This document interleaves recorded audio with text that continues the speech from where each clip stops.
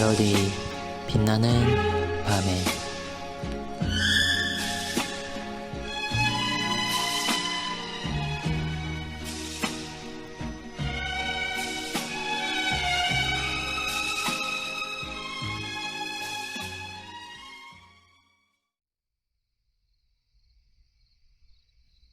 (44문은) 41일차를 참고하시기 바랍니다. 구약에서 제사장은 누구일까요? 그리스도의 삼직을 설명할 때 이 삼직의 기원을 창세기의 첫 인류에게까지 거슬러 올라갔습니다. 그래서 아담은 상징적 의미에서 이 삼직을 수행했다고 말했습니다. 그리스도의 속죄 사역으로 인해 거듭난, 즉 구원받은 그리스도인들을 베드로 사도가 왕같은 제사장들이요 아름다운 덕을 선포하는 자들이라고 불렀던 것은 아담이 상실했던 삼직의 성격이 회복되었다는 것을 나타내기도 합니다. 어쨌든 그 기원을 아담까지 거슬러 올라갑니다.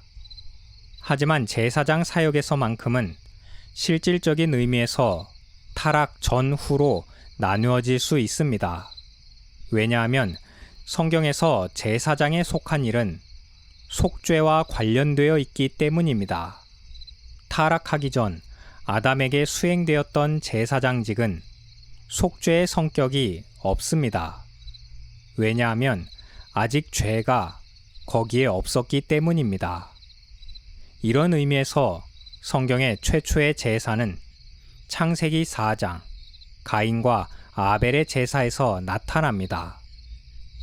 이런 제사 방식의 기원에 대해서 성경은 침묵하고 있습니다. 하지만 우리는 이 제사 방식이 가인과 아벨이 처음 고안해냈다고 볼 수 없고 아마도 부모인 아담과 하와로부터 가르침을 받았고 아담과 하와는 하나님께로부터 배웠다고 해야 합니다.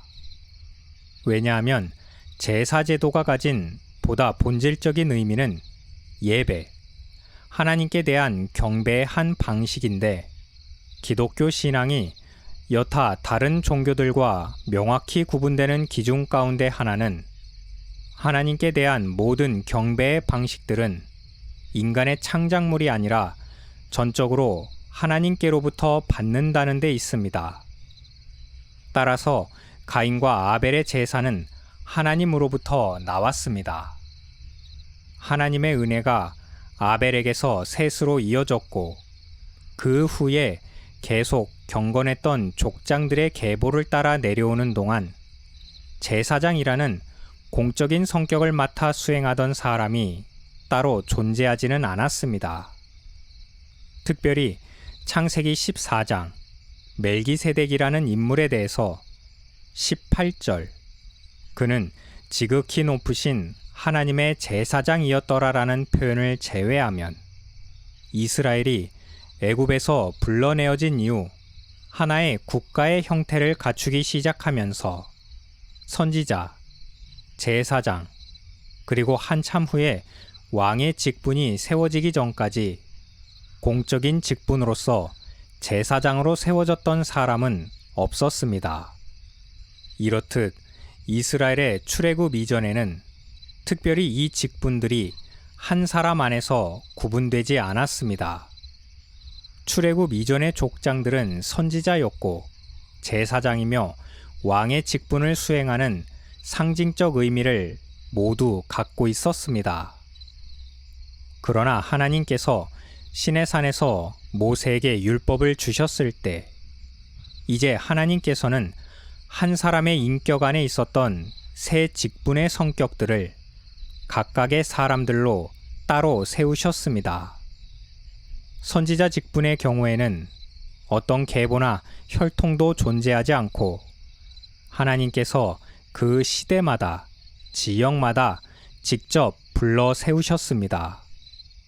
그러나 제사장과 왕직만큼은 철저하게 계보를 따라 선대에서 후대로 그 계통을 이어가도록 정하셨습니다.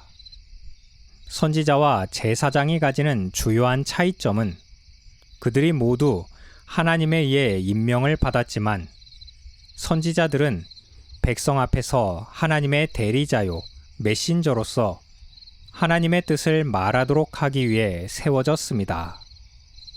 그런 의미에서 선지자는 교회의 교사였습니다. 하지만 제사장은 하나님 앞에서 인간을 대표하였습니다. 그는 백성들을 위하여 하나님께 가까이 나아가 변호하며 긍휼과 자비를 구하는 자였습니다.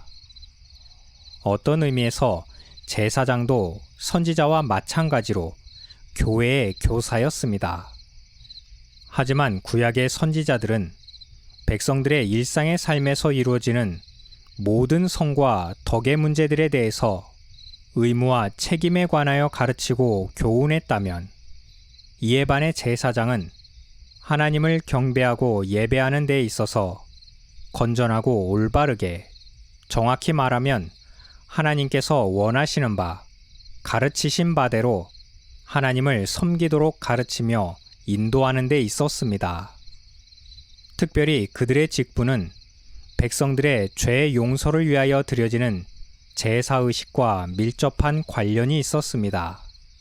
제사장 직분이라는 것은 다른 종교들에서도 쉽게 볼 수 있는 종교적 교사요, 신과 인간 사이를 매개하는 중개자 역할이었다고만 본다면 기독교는 특별한 또는 유일한 종교의 지위를 가질 수 없었을 것입니다. 그러나 기독교 신앙은 이 제사장의 직분과 그들이 수행하는 역할이 그리스도를 가리키고 상징하였다는데 가장 큰 차이를 보여주고 있습니다.